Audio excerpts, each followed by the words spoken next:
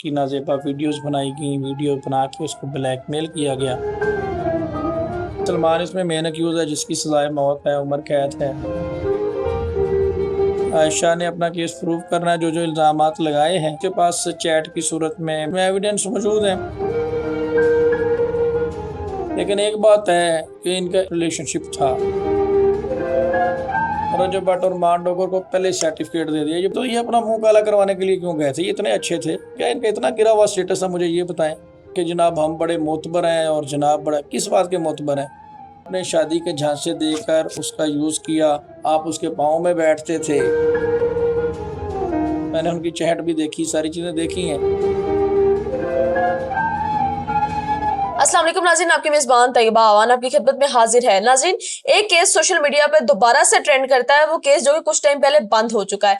एक टिकटॉकर की जानिब से रजब भट्ट यूट्यूबर जो कि व्लॉगर हैं, उनके ऊपर और उनके कजन सलमान शाह के ऊपर जो है एक केस आयद किया जाता है कि उन्होंने मेरे साथ ज्यादती की है। और टिकटॉकर है आयशा जट, और इनके केस को इस टाइम देख रहे हैं मोहम्मद फयाज रामे साहब जो कि एडवोकेट हैं। इनसे बात करते हैं। अस्सलाम वालेकुम। जी वालेकुम सर, अस्सलाम। कैसे हैं आप? जी शुक्र अल्लाह।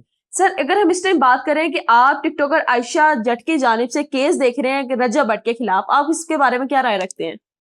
बहुत शुक्रिया इसका। मैं सिंपल ये कहूँगा कि आयशा ने बावसूख तरीके से हमें अप्रोच किया और मेरे ऑफिस आई और पावर ऑफ अटॉर्नी साइन किया, और जो भी एक प्रोफेशनल फ़ीस बनती है वो उन्होंने पे की। अब हम इस केस को देख रहे हैं और इस वक्त ये डिस्ट्रिक्ट कोर्ट में केस पेंडिंग है।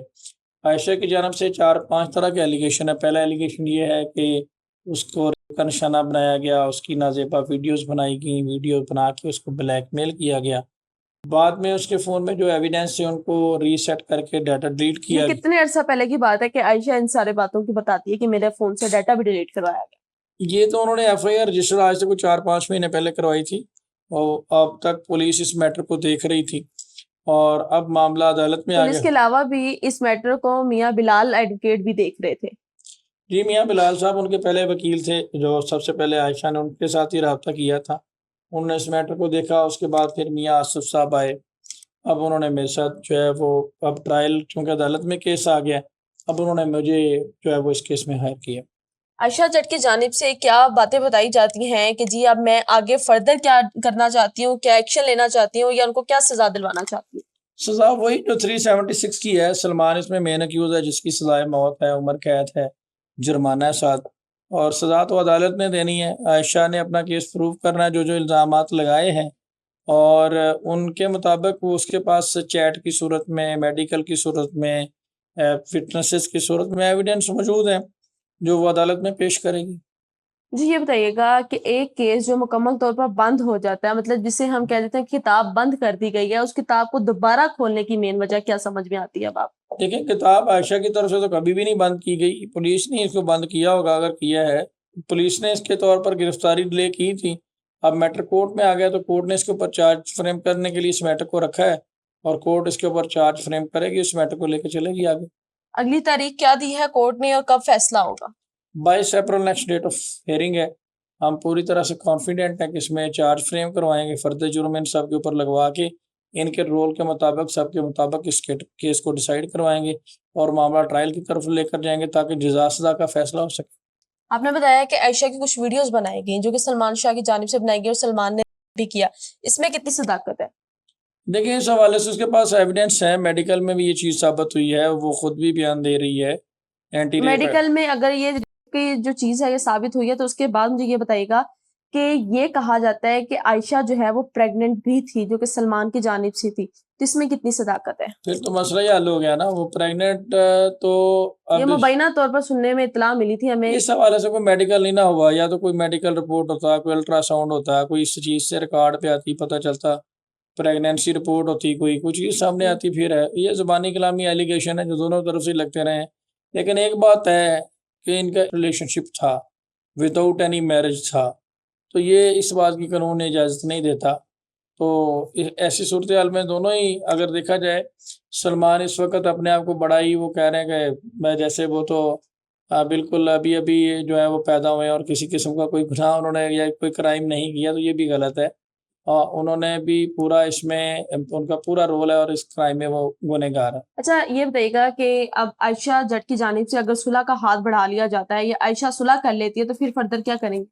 देखिए वो तो मुद्दई की अपनी एक चॉइस होती है, किसी भी स्टेज पे मुद्दई मुकदमा इस केस को वापस ले सकता है। लेकिन ये नॉन कंपाउंडेबल ऑफेंस है, इसमें स्टेट फिर भी चाहे सुलह कर भी ले, अदालत को अगर बेहतर लगे ताली एक हाथ से तो नहीं बजती, दोनों जानिब से कोई ना कोई रिलेशन थे तभी ये बात मामलात यहाँ तक आकर पहुंचे। तो आगे आयशा मूव ऑन कर चुकी है, वो रिश्ते में बन चुकी है, फिर भी वो ये सब कुछ करना चाहती है। देखिए रिश्ता होना एक अलग बात है, जो एक उसके साथ नाइंसाफ़ी हुई है या उसने एक कंप्लेंट रजिस्टर करवाई, उसको तो परस्यू करना है।